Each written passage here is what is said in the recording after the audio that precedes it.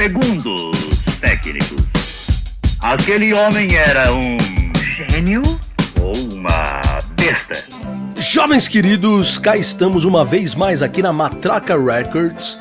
Vocês já me conhecem, eu sou o professor Daniel Mafra e nós temos a excepcionalidade de um especial de Natal. Cá estou com o Pedrão e com o professor Valentino Rui. Um Feliz Natal a todos nós que nos ouvem aqui no Sou de Humanas. Um agradecimento maravilhoso por esse Natal, né? Quem tá fazendo Natal, parabéns se vocês estão fazendo um belo Natal. Pode ser um Hanukkah também. Pra se você for da religião judaica também, tá? Ótimo. A gente é aberto pra isso, né? Ótimo. Somos tolerantes religiosamente. Religiosamente. E quando se diz de Natal, a gente, por exemplo, a gente tá fazendo uma ceia aqui na Matraca Records. Temos uma ceia hoje, Sim. Pra comemorar. Você quer falar um pouquinho do nosso cardápio ou Nosso não? cardápio da ceia, eu queria um agradecimento ao boteco da Dona Tati. Ótimo. Kátia, desculpa. Já errei. Desculpa. É que a gente começou a nossa eucaristia de cerveja antes. Ah, Daniel. A comida, a refeição é o seguinte: você vem numa caixa de pizza, Você vem numa caixa de pizza. se você é a comida, eu tô falando com a comida, é você. Tá certo. Caixa de pizza, batata frita, ketchup, mostarda, barbecue, e aí você tem nuggets, você tem bacon e calabresa. Tem mais alguma coisa? Perdi? Catupiry, você falou? Catupiry. E cheddar, mais importante. Porra, né? Tá, essa é a nossa ceia de Natal. Ótimo. Agradecer a todos que estão nos ouvindo nesse ano de 2019, último episódio de 2019, né? E queremos anunciar uma coisa. Anuncia você, vai, Daniel. Oh, não, eu só vou falar que é o nosso presente de Natal para 2020 para todos os nossos ouvintes. Então, para todos os nossos ouvintes, põe o seu fone bem mais dentro do seu orifício auricular agora. Ótimo. Porque você vai saber que a partir do ano de 2020, que dá 2020, nós, do podcast Sou de Humanas, traremos com exclusividade para vocês, semanalmente, o nosso podcast. Ei! Palmas pro podcast Sou de Humanas. Então, a partir do dia 13 de janeiro, né, entraremos em férias. Tem que avisar que vai entrar em férias. Exatamente, porque a gente também é filho de Deus ou de sabe-se lá o quê. Sabe, eu sou filho, não vou falar. Tá certo. Beijo, mãe. Feliz Natal. Então, a gente, a partir de 2020, entramos semanalmente, a partir do dia 13, a gente já tem o episódio pronto, quase pronto, né? Com a ideia já em mente, dia 20 e por aí vai. Antes de começarmos nosso episódio, temos uma retificação que o Daniel Brito, da grandíssima República Coxinha do Itaim, disse ele. Mandar um abraço para todos eles. Hoje vai ser difícil. O Natal nos deixa muito felizes. Uma retificação com... Isso eu descobri, ele mandou e ele tá com toda a razão. A palavra aluno, e eu já ouvi muitas pessoas falando, aluno é sem luz, e a gente reproduziu. Exatamente. É fake news isso aí. Essa é uma fake news bastante sólida, inclusive. Faria sentido no latim, mas pelo visto, aluno não quer dizer sem luz, e sim discípulo, né? Eu poderia procurar agora, mas já perdi minha referência, mas não quer dizer sem luz. Tá Quer certo. dizer discípulo, basicamente, do latim. Mas de qualquer forma fez sentido o que falamos, né? Sempre faz sentido. Eu nunca falei nada que não fizesse sentido, eu acho. Certo. Mas me diz aí, o que a gente vai falar hoje? Então, hoje, episódio de Natal, a gente vai falar do Papai Noel. Certo, é óbvio que tem que falar do Que Papai é Noel. um velhinho, Certo. barbudo, Certo. que todo mundo ama, né? Certo, e que matou a charada. É ele, Carlos Marx. Você acha que o seu Papai Noel é o Marx? Sem dúvida alguma. Sem sombra de dúvida. Sem Tá dúvida. muito melhor. Ele é solidário, ele está sempre presente. Usa o vermelho. ano todo você o espera e quando ele aparece, a felicidade reina. Eu queria, então, começar nosso programa te fazendo uma pergunta que já me apareceu quando se dá aula de Marx, porque independente do que você pensa, acredito que Marx é um pensador importantíssimo para se compreender o pensamento da humanidade ali, esse cara ali do século XIX, para se compreender a sociologia principalmente, né? E hoje em dia associa-se muito Marx com o que chamam no noticiário, no senso comum, com a esquerda, né? Então Marx seria o pensador de esquerda e associa-se logo à esquerda com uma ideia, principalmente na economia, do Estado grande. Então, o comunismo é aquele que prega um Estado gordo, inchado, grande, né? E o Marx seria o mentor dessa ideia de você ter um mega Estado que controla tudo e a todos. Logo, aqueles que rejeitam Marx falam, não, queremos o Estado mínimo, que seria o que a gente chamaria de neoliberalismo hoje em dia. Sim. É o que é uma grande confusão e um equívoco gigantesco. Por quê? Né? Porque Marx defende, acima de tudo, de que uma sociedade só pode ser livre quando ela não mais precisa de alguém que a tutele. O Estado é necessariamente, para Marx, para Bakunin, né, para os comunistas do século XIX, ele é a configuração, um instrumento principal de opressão e da ausência da liberdade humana. Então, olha lá, por isso que eu já te provoquei com essa questão. Então, esse cara que seria, teoricamente, o grande guru, não sei nem se a palavra guru é boa, mas não é definitivamente. Grande mentor. Que guru normalmente é astrólogo, né? Então é sempre perigoso. Então não vou usar essa palavra guru normalmente é triste essa palavra. Eu também acho. Mas esse cara que seria o grande teórico da esquerda, ele não advoga um Estado grande. Definitivamente não. Muito pelo contrário. Ele acredita necessariamente que o desenvolvimento da humanidade passa necessariamente pela ausência do Estado.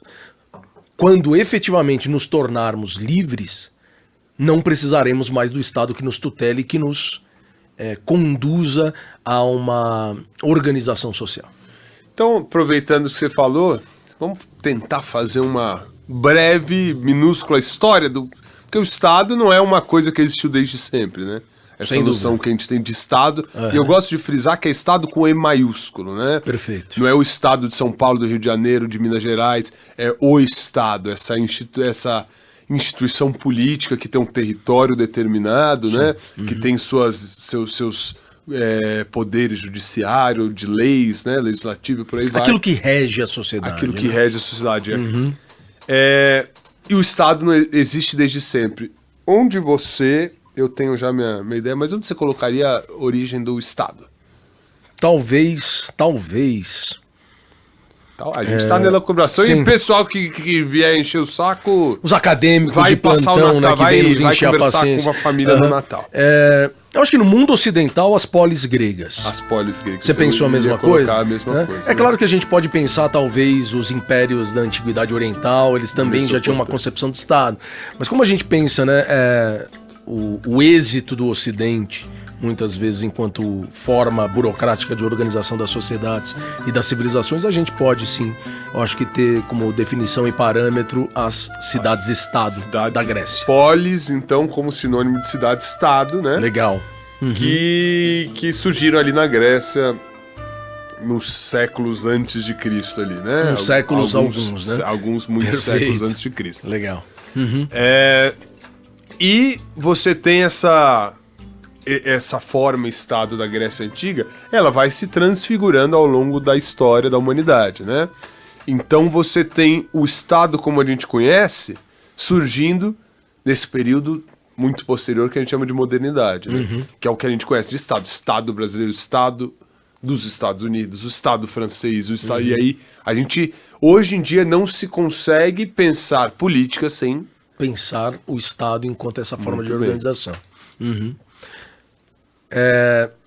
Talvez para a gente começar, já que você traz um pouquinho a Grécia, e quase sempre a gente acaba trazendo a Grécia, porque é a base, né? Tem que jogar a musiquinha. A gente vai usar. Ela é um alicerce importante para a gente pensar as formas de organização da civilização hoje, né? A gente, não à toa a gente estuda tanto a Grécia. Mas eu vou fazer uma primeira provocação, tá numa obra chamada O Estado e a Revolução, do Lenin, né? É um momento pedantismo, breve momento pedantismo, mas que pode direcionar, de certa forma, o nosso debate hoje. Diz o seguinte, Lenin, sobre a perspectiva que Engels, parceiro de Marx, aquele que matou a charada, né, tem sobre a configuração do Estado. Momento pedantismo. Diz o seguinte: O Estado, diz Engels, fazendo balanço de sua análise histórica, não é, pois, de modo nenhum, um poder que se impôs à sociedade de fora para dentro. Tampouco é a realidade da ideia moral, ou a imagem e a realidade da razão, como afirma Hegel. É antes um produto da sociedade quando esta chega a determinado grau de desenvolvimento. Então, eu vou tentar, olha lá, e a gente, acho que quem ouve a gente sabe que é tudo bem improvisado aqui. Certo. Mas eu vou tentar juntar com um cara que eu gosto de analisar, que é o Hobbes, né? E não só o Hobbes, mas existe um momento, então vou tentar sintetizar aqui, existe um momento ali na filosofia política, o século XVII, a partir daí, que começa-se a questionar, a fazer uma pergunta que não se havia feito até então. Para que serve o Estado? Da onde que surgiu o Estado e por que vivemos nessa forma política? Porque se você tem um pensamento questionador filosófico, você questiona o básico. Por que vivemos no Estado, né? Na tradição filosófica, Aristóteles, da Antiguidade, já falava, somos animais políticos, isso é natural, não se questiona muito isso. Sim.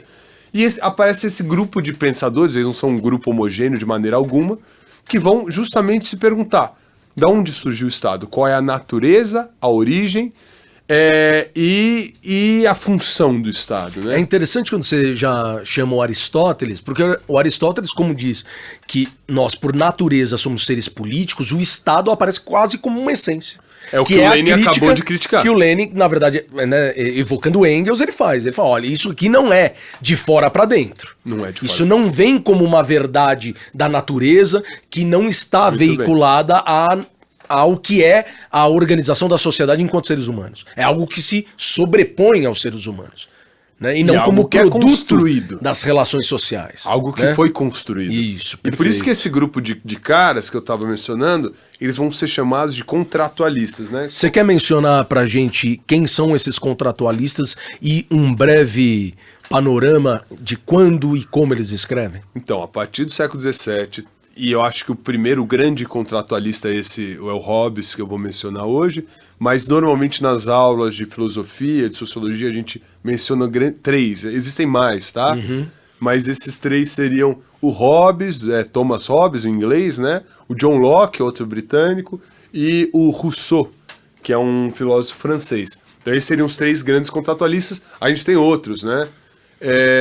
Mas a gente se foca muito nesses três porque eles dão três grandes respostas que, a meu ver, até hoje, nas nossas leis, constituições, a gente tem um resquício desses caras aí. Mas só então para organizar a cabeça, né, de quem está ouvindo a gente, eu falei que a gente tem a forma Estado desde das polis, a gente estava falando, sim, só que a gente tem diferentes construções de o que é o Estado ao longo da história da humanidade. E o absolutismo é uma delas. Sim. Que é a figura de um monarca, ou, né, principalmente monarca, que tem um poder absoluto sobre tudo e todos. Sim, e é uma noção bastante paternalista, né, do que é a composição do Estado. O Estado moderno tem essa configuração, né, daquele indivíduo que, de certa forma, consegue abarcar a realidade social e os anseios da sociedade de uma forma geral. O que eu falo é que, basicamente, no absolutismo, você não é seu, sua esposa não é sua, seus filhos não são seus, sua casa não é sua. Qual é a famosa frase de Luís XIV, o Rei Sol? Você que manja mais de francês. O Estado sou eu. Eu ia falar em francês. Então vamos junto. L'État, c'est moi. Muito bem. O Estado sou eu.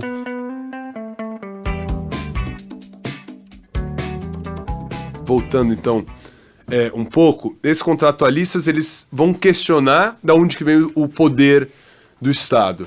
Por que vivemos nisso? E é uma questão que qualquer ser humano já passou por isso. Por que eu tenho que obedecer leis, regras? Por que quando eu atravesso uma rua e tem a porra do bichinho verdinho lá, eu acredito que todo mundo vai parar e não vai me atropelar? E é mais ou menos isso. De onde que vem esse consenso? E eles são chamados contratualistas não por acaso, porque eles pressupõem que existiu ou existe subjacente à nossa construção social um contrato entre todos nós que nós aceitamos a existência do poder do Estado. Certo. Então, o poder do Estado ele é legitimado por um contrato. Consenso. Um consenso ou um contrato, né? E o Hobbes, ele dá uma explicação muito, a meu ver, muito interessante, muito capciosa, muito original da onde veio o Estado. Né? E se a gente seguir o argumento dele, então vou tentar simplificar, dá para ver onde ele quer chegar. Ele fala simplesmente que antes de vivermos num Estado, muito antes dos homens pré-históricos talvez, é um tempo imemorial, vivíamos, ou podemos supor que vivíamos, num estado de natureza. E nesse estado de natureza, a vida não era muito bacana, né? Todo mundo tinha capacidades iguais, não tinha lei, porque não tinha Estado. Logo, a vida do ser humano era, posso falar, uma merda. E agora eu queria, né, já estou falando um pouquinho, mas só queria que, para entender essa visão de estado de natureza do Hobbes, um momento pedantismo. Momento pedantismo. Então diz Hobbes no seu livro O Leviatã. Ele fala, numa tal situação, ou seja, esse estado de natureza, não há lugar para a indústria, pois seu fruto é incerto. Não há cultivo da terra, nem navegação, nem uso das mercadorias. Não há construções confortáveis, nem instrumentos para mover e remover as coisas. Não há conhecimento da face da terra, nem cômputo do tempo, nem artes, nem letras. Não há sociedade. E o que é pior do que tudo, um constante temor e perigo de morte violenta. E a vida do homem é, conte agora os adjetivos, solitária, pobre, sórdida, embrutecida e curta. A vida do homem é solitária, pobre, sórdida, embrutecida e curta. Então, ou seja, num tal estado, sem o Estado, ele tá falando, sem o Estado não dá pra viver, é uma merda. Você não consegue se organizar, é isso que diz. Não existe nem cômputo do tempo, você não consegue nem contar dias, meses, anos, estações, porque sem o Estado não há vida, basicamente, porque a vida é curta, é sórdida, é embrutecida. Logo, qualquer um que ouve essas palavras vai pensar, putz, se minha vida sem o Estado é assim, o que eu preciso? Do Estado. Né? Talvez por isso, para os historiadores, e é interessante porque a gente já trabalhou isso, nós dois, né? Para os historiadores seja tão conveniente chamar Hobbes de um apologista do absolutismo, quando na filosofia, quando a gente analisa filosoficamente, ele não está fazendo isso, né? Ele chega a mencionar que você pode ter uma assembleia de homens governando, né? Mas o que ele está querendo dizer é que você precisa, de alguma maneira, de um Estado tão... mas né, que garanta que a sua vida não passe por essas situações... Por esses percalços. Por esses percalços, que a vida do homem seja superior, né? E por isso que eu acho capciosa e inteligente a resposta dele, né? A gente pode refutar, eu acho que os autores que você vai trazer vão refutar isso, mas é uma resposta original e é uma resposta que nos conforta, de certa maneira. E é uma resposta muito interessante, porque ela refuta aquela noção antiga de que o Estado é uma concepção natural. Perfeito. Né? Ou seja, ela é um produto desta sociedade, mas ela é um produto que visa a melhor condição da sociedade. Né? Então, eu acho que até por isso a gente pode ver Hobbes não somente como um autor original, mas alguém que realmente defende um equilíbrio da sociedade a partir da configuração do Estado. Né? Ele acredita que o Estado é um conciliador dos conflitos. Muito bem. Não é isso? Então, ele traz é ele que permite que nós sejamos felizes. Né? O Estado ele existe para mediar conflitos e garantir a felicidade dos indivíduos, não é isso? E se a gente acorda todo dia e vai trabalhar e faz tudo que a gente faz, né? Tira RG, essa porra toda, é porque a gente acredita nisso. Porque existe um Estado que nos garante isso. Mas, como nem tudo são mares de rosas, eu vou trazer o mesmo camarada que eu estava citando antes, que é o Lenin. O Lenin tem repetiu. Um trecho. Então, repetiu mesmo, cara. Só que antes o Lenin cita Engels, agora é Lenin por Lenin. Tudo bem? Então é um novo momento pedantismo. Hoje a gente vai ficar de momento pedantismo, porque é Natal, gente. É Natal! É tempo de pedantismo. Você vai chegar diante da sua família e fala, você votou sim no cara errado, é óbvio. Você não tá vendo o que tá acontecendo com o E país? você vai citar Hobbes, Lenin na mesa de Natal e vai ser uma festa linda. Exatamente, as pessoas vão te aplaudir e vão falar, por favor, agora corte o meu peru de Natal. Né? Então vamos lá. É pra isso que serve, no final das contas, o diploma que a gente falou antes. Que é pra você pedir pras pessoas te servirem. Mas enfim. Puta, que pesado isso que eu falei agora. Momento pedantismo. Segundo Lenin, o Estado é o produto e a manifestação do caráter inconciliável das contradições de classe. O Estado surge onde, quando e na medida em que as contradições de classe não podem objetivamente ser conciliadas. Inversamente, a existência do Estado prova que as contradições de classe são inconciliáveis. Então vou começar a tentar analisar esse seu trecho aí. O trecho não é meu, é de Lenin. Mas você parece muito, cara. Obrigado. E olha que eu nem sou careca. O Lenin era careca? Porra, Valentino.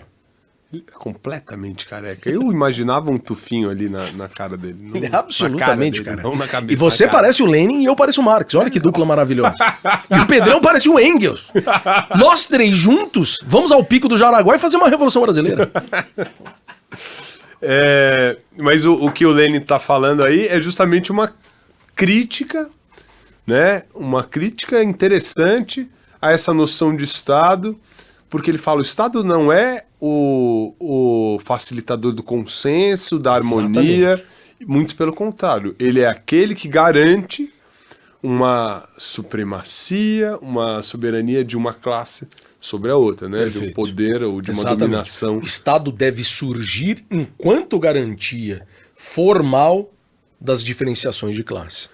Você vê que Hobbes, ele, que é esse mais antigo, né, o primeiro dos grandes contratualistas, ele vai trazer uma ideia do Estado como, opa, que bacana, ainda bem que temos o Estado. Para conciliar. Porque faremos um contrato e assim poderemos nos desenvolver. O Lenin já está falando, olha, o Estado não é tão bacana assim. Né? Então, é um pensador marxista, sim, né? Que a gente está falando de Papai Noel hoje, então certo. A gente está falando de Marx. Perfeito. Que vai justamente negar essa figura do Estado como grande possibilitador da felicidade. Sim. E ele vai acusá-lo do contrário. Exatamente. Ele vai né, ao longo desta obra, O Estado e a Revolução, e só para dizer para os nossos ouvintes, essa obra ela é escrita às vésperas da Revolução Russa, a Revolução de Outubro de 1917. Havia ocorrido em fevereiro de 17 uma revolução burguesa na Rússia durante a Primeira Guerra Mundial. É a revolução chamada Revolução Menchevique, né, que derruba o czarismo e impõe um governo de natureza liberal na Rússia. Né? Em outubro do mesmo ano ocorre a Revolução Vermelha, a Revolução Bolchevique, a Revolução Socialista, Marxista-Leninista, né? Que vai obviamente atacar a perspectiva czarista, absolutista, né? da Rússia, bem como a perspectiva burguesa, liberal dos mencheviques que haviam acessado o poder em fevereiro. Né? Lenin, nesta obra, ele traduz Marx. Né? Então aqui, ao citar a obra do Lenin, o que eu estou fazendo, na verdade, é citar Marx. Lenin traduz de uma forma um pouco mais acessível ao proletariado russo, ao campesinato russo, mas, obviamente, sobretudo, os soviets, né?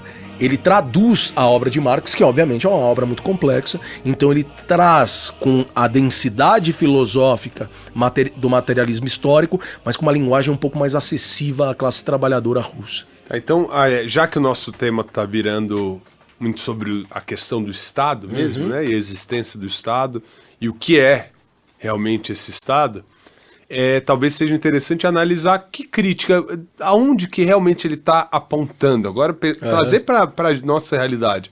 Quando o Lenin ele está criticando uma forma de Estado, que o Hobbes vai ser um dos grandes defensores, o que ele está criticando ali? Então, vamos lá. Eu acho que a gente vai ter um um bom embate aqui, um bom debate para a gente poder trabalhar aqui. Segundo essas duas citações que eu mencionei, quando Lenin evoca primeiro Engels e depois ele faz uma assertiva sobre o caráter inconciliável, né, que o Estado exerce, né, enquanto instrumento desse caráter inconciliável de classes, ele começa a determinar a ideia de que esse Estado ele só pode existir e deve existir enquanto instrumento de opressão de determinados grupos, portanto, instrumento de Estado enquanto cerceamento, instrumento de cerceamento e de opressão e de dominação. Perfeito. O Estado seria um instrumento de dominação. De dominação, perfeito. Então vamos deixar em termos mais claros. Na visão do Lenin, o Estado seria uma grande arma sofisticada na qual os ricos, bem raso assim, mas os ricos dominariam os não ricos. Perfeito. Né? Você utilizaria-se do que do Estado? O que o Estado tem que possibilita dominar o outro? Essa é a grande questão, né? Então a gente pode falar, por exemplo, do Estado policial. Então, podemos mencionar o Weber aqui, né? Sem dúvida alguma, a gente precisa evocar Max o tio Weber tem uma das definições de Estado mais interessantes e atemporais, talvez, e simples. O Estado, segundo esse cara, Max Weber, é aquele que detém o monopólio legítimo da violência. É aquele que legitimamente pode descer a porrada em quem ele quiser. Dentro de uma sociedade... Só o Estado pode te dar soco na Exatamente. cara e ficar de boa. E isso é legítimo. E é Isso legítimo. Perfeito. E que é a parte do ficar de boa. Exato. Então, traduzindo, seria o Estado é aquele que pode dar porrada de boa. Sim. A partir do momento em que a gente... Olha que interessante. A partir do momento em que a gente diz que existe um Estado, mais do que isso, que existe um braço do Estado, que é o braço da violência, a gente chama de violência policial, e ela é legitimada, ora, se esse Estado, eu ainda estou partindo de uma pergunta, de um questionamento, se esse Estado, por um acaso, se enviesar, necessariamente essa força policial estará também ela enviesada. Esta é a perspectiva de Lenin.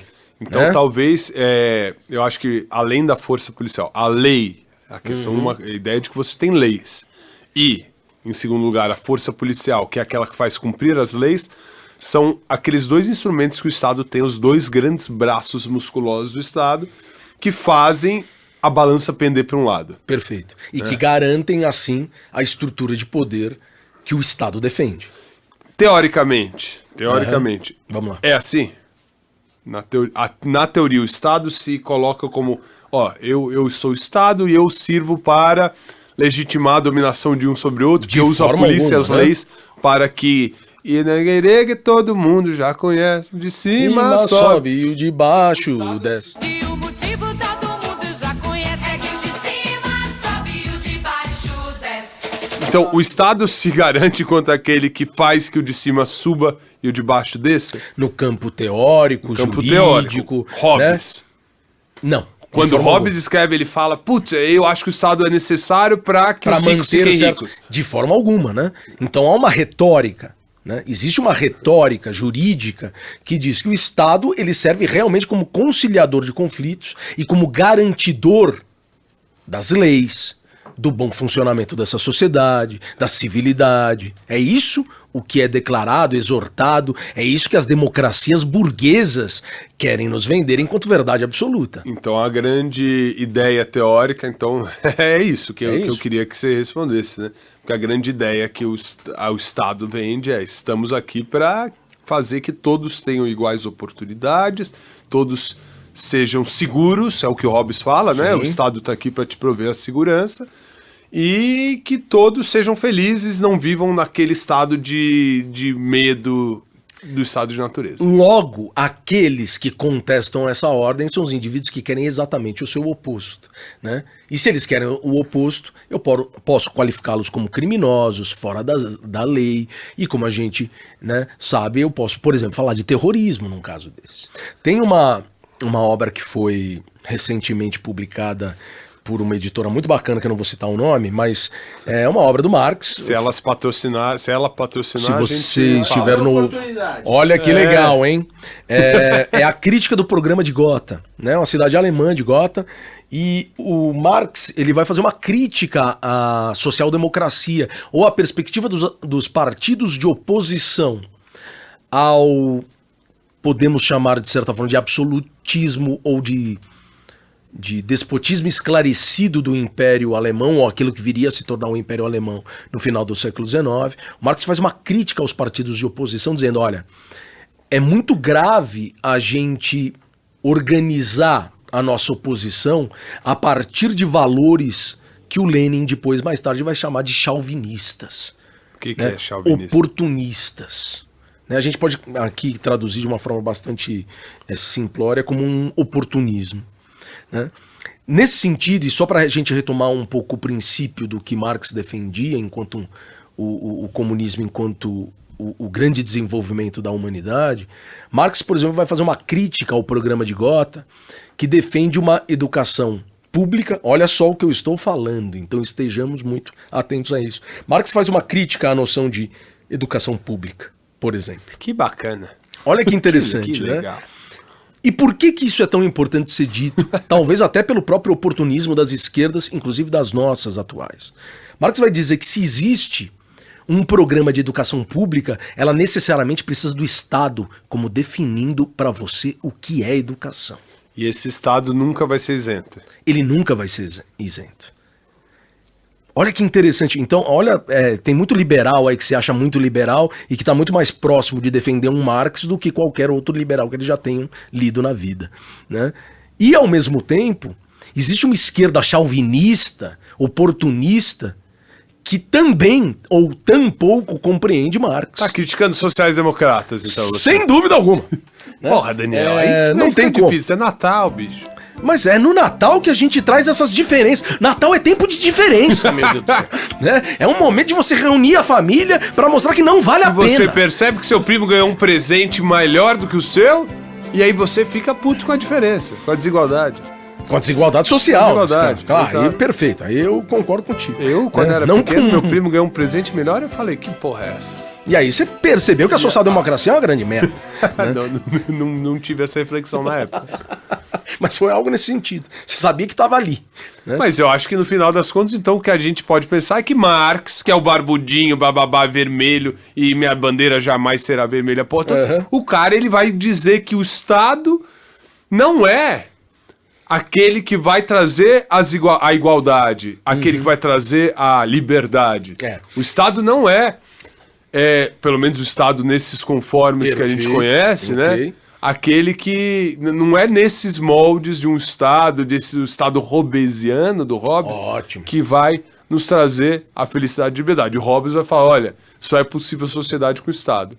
Talvez o Marx e o Lenin tenham falando, olha, o Estado não é tão bacana assim. É bastante bacana a gente pensar que Marx, em algum momento, ele vai criticar os anarquistas, né? Então era um embate dentro da própria esquerda. E os anarquistas vão criticar Marx. Exatamente. Os anarquistas, né, Proudhon, sobretudo, o próprio Bakunin, mas eu acho que o maior embate filosófico é com Proudhon. Proudhon vai defender a ideia de que a revolução social, ela trará necessária e imediatamente a composição de uma nova sociedade que não precise do Estado. E Marx vai falar, olha, talvez, quem sabe, por que não? Mas, se nós analisarmos materialmente a história, nós veremos que em determinados momentos é preciso se armar com aquilo que é a própria conjuntura histórica a qual você está submetido. Marx, nesse sentido, vai defender... é uma visão mais realista. Seria. Tanto é que isso ficou conhecido como socialismo científico. Né? A ideia de que existe uma ciência por trás da própria história e do socialismo. Né? Marx vai defender, em determinado momento, aquilo que convencionou-se chamar ditadura do proletariado. Para Marx, e aí Lenin, nessa obra maravilhosa chamada O Estado e a Revolução, o Estado servirá num processo de transição, ou seja, uma revolução social. Se houver uma revolução, instaure haverá um novo Estado, mas um Estado que existirá para que o Estado não mais exista. É um Estado criado para destruir o próprio Estado. Exatamente. Olha que interessante. Lenin vai chamar isso de definhamento do Estado. O próprio Engels chama dessa forma.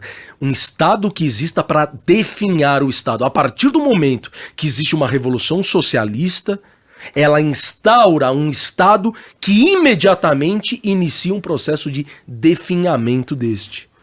Que por fim, coaduna, vai ao encontro do que você falou lá no começo da crítica à noção de Estado. Porque o Estado ele teria esses braços, e a gente falou 2 grandes braços, a lei e a violência policial, enquanto instrumentos de dominação.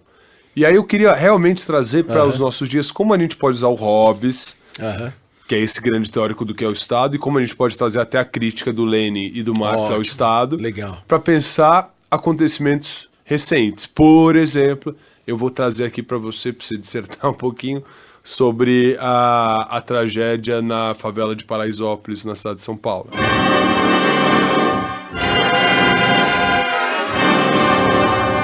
Quando a gente analisa o que ocorreu em Paraisópolis, eu vou evocar o Lenin e o Marx aqui, e não sei se você vai tentar de alguma forma pensar o Hobbes nesse sentido. Mas eu vou te criticar. Agora meu objetivo é achar falhas. Ótimo, maravilha. O bom disso é que eu tô usando o cara que matou a charada, não tem como contestar.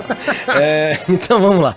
Quando a gente pensa Paraisópolis, sobretudo a maneira como tudo ocorreu, as investigações ainda estão em andamento, lembrando que essas investigações são conduzidas por aqueles que agiram contra aquela população, né? Então é importante a gente também ter esse olhar crítico. Portanto, o resultado poderá, e eu diria que quase certamente será enviesado, né? O que nós temos ali é uma ação policial que violenta a liberdade dos indivíduos.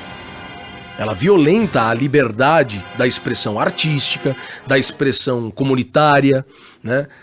Do livre empreendimento, inclusive. Tá, então né?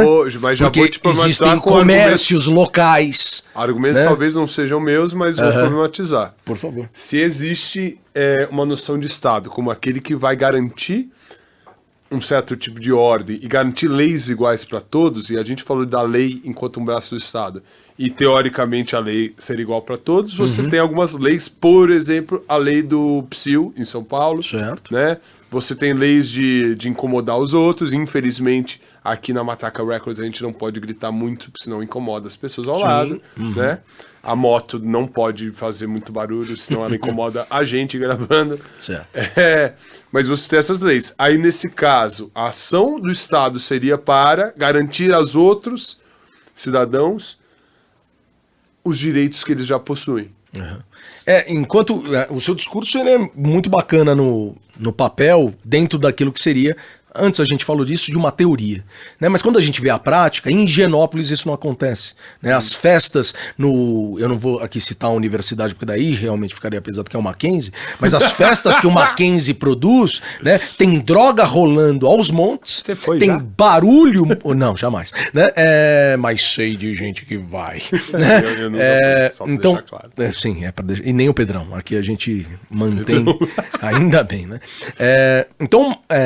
É muito interessante quando você menciona isso, porque num campo teórico, sim, o Estado estaria ali, lembrando, o Estado estaria ali para conciliar conflitos. Ele não está aqui para conciliar conflitos. Ele está aqui como um braço violento contra populações periféricas que eventualmente, não necessariamente, mas eventualmente representem algum tipo de risco, né? Só um minutinho, né? Então, quando a gente pensa aqui, a maneira como foi abordado, inclusive as pessoas que defenderam a ação policial, a primeira coisa que foi evocada era: ali tem tráfico de drogas. Eu garanto que qualquer rave de playboy, branquinho, de classe média e de elite paulista tem muito mais droga do que tinha em Paraisópolis. Parte da droga que está ligada ao tráfico de Paraisópolis não tem como público-alvo Paraisópolis. Tem, na verdade, Higienópolis e assim por diante. Então a ação policial, ela é diferente. Olha que interessante, você evocou uma igualdade, é muito legal. Sim. Não, você não, pelo amor de Deus, não foi você inclusive deixou claro, da teoria né? do Estado. Exatamente. Pra problematizar isso. Isso foi evocado como uma garantia, tratar de forma igual. Não se trata de forma igual. A abordagem policial em Paraisópolis é uma, a abordagem policial em Higienópolis é absolutamente outra. A maneira como se abordam as questões e as diferenças são completamente diferentes, mesmo que a gente esteja falando de 500 metros de distância. Porque Paraisópolis está do lado de um dos bairros mais chicosos de São Paulo, que é o Morumbi. né? Que tem ali, no meio do caminho, uma tal de Avenida Giovanni Gronchi, né? Que separa. A avenida é uma separação metafórica, mas ao mesmo tempo física, que diz quem pode e quem não pode fazer barulho, tomar droga e assim por diante. Então, eu acho que nosso especial de Natal, para deixar o clima bem tranquilo para quem tá com a família agora, e jogar Paraisópolis no meio da mesa de jantar, porque o Natal não é hoje, dia 23, é amanhã. Bem no momento ali, quando o pessoal já tá, isso antes. Tá na ceia, o pessoal tá na ceia, no meio da ceia de preferência, para causar aquele desconforto. E Paraisópolis? E Paraisópolis, né? Exatamente. Você joga aí, se fala do velho barbudo que não é o Papai Noel. Então, o velho barbudo que não é o Papai Noel, de alguma maneira, ele vai falar justamente que esse Estado, que teoricamente serviria para trazer uma certa harmonia, um consenso, uma estabilidade, né, para a vivência entre seres humanos, já diria Hobbes, né, para a gente sair desse Estado brutal, na verdade, a crítica dos pensadores que fundam o que a gente chama de esquerda hoje em dia, a crítica deles é em torno do próprio Estado. O próprio Estado deve ser criticado enquanto um instrumento. Não, querendo ou não, o Hobbes, ele acredita, né, que o Estado, ele realmente vai ser um instrumento de garantia da civilização, da civilidade, das boas relações, né? A síntese tosca que todo mundo evoca em Hobbes é o homem é o lobo do homem. Não é isso? Por isso precisamos do Estado. E ele nunca falou. Né? Mas, de qualquer forma, essa síntese é exatamente para tentar, né, dizer que, de alguma forma, o Estado ele se torna necessário, porque se não fosse pelo Estado, nós estaríamos vivendo ainda na barbárie. Né? Ao passo que esses autores que nós trazemos, mais particularmente Lenin e Marx, são os caras que vão dizer, muito pelo contrário, o Estado é o garantidor da barbárie. É ele quem a assegura ao dizer que determinados grupos podem fazer o que outros não podem. Né? Eu posso dizer, então, que a esquerda ela não defende um Estado gordo, grande e paternalista, na verdade. Podemos dizer que se existe uma esquerda que diz isso, ela é chauvinista e oportunista. Ela não está preocupada com a liberdade de fato dos indivíduos. Perfeito. Então, pra gente poder finalizar esse nosso episódio de especial Natal! De Natal! Aê! Ei, o Pedrão tá aqui rolando! Feliz Natal! É muito tender. Love me tender. Vocês acreditam que eu ia falar hoje, em algum momento, do Natal? Não, do Natal mesmo. Né, do que ele representa, etc. O Frei Beto diz o seguinte: eu sou discípulo de um preso político. Jesus não morreu nem de hepatite na cama, nem de desastre de camelo numa esquina qualquer de Jerusalém. Foi preso, torturado e julgado por 2 poderes políticos. A pergunta que se deve fazer quando se encontra um cristão que não faz nada é: que diabo de fé é essa que você tem? Que nada questiona dessa desordem estabelecida, a injustiça, a opressão e a exclusão. O cristão tem que ser necessariamente um ativista político.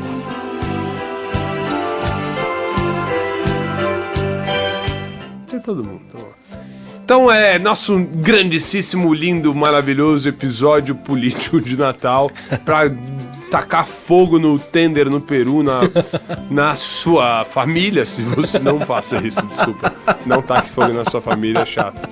Vão acusar a gente depois. Mas a gente queria agradecer muito quem nos ouviu nesses últimos 5 episódios do ano de 2019, os 5 primeiros. Vocês já são os number 5, porque não são o number 1. São os melhores, então muito obrigado para todo mundo que ouviu e compartilhou. Continuem jogando aí nas férias pro pessoal continuar ouvindo. A gente tá crescendo cada semana mais, né? Mais gente ouvindo. Lembrando aqui agora, os nossos episódios serão semanais a partir do dia 13 de janeiro. Bem.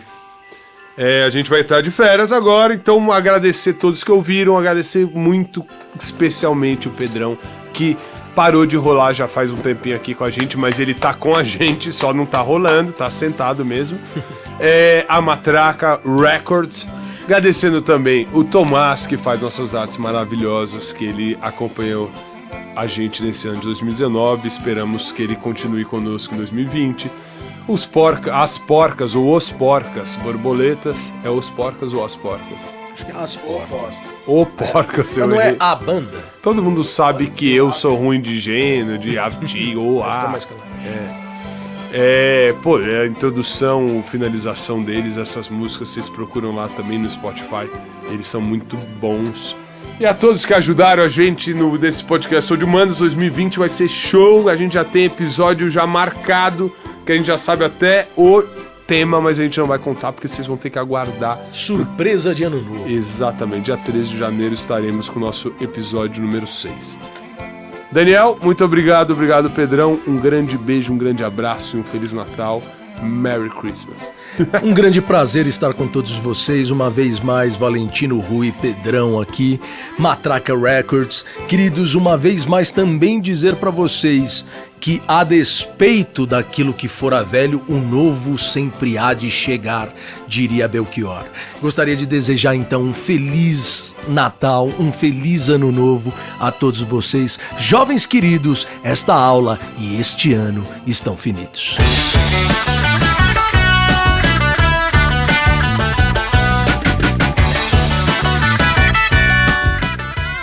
Enquanto isso eu vou cantar alguma coisa. Love me tender, love me sweet, never let me go.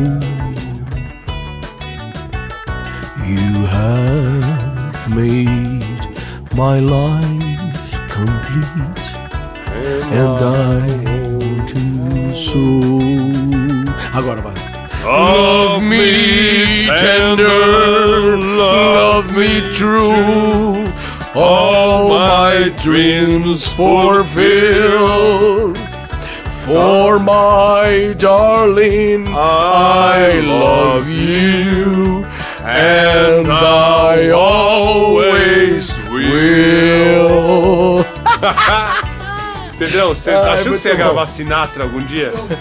Elvis Presley. Isso é Elvis Presley. Elvis Presley. Ai, ficou muito bom.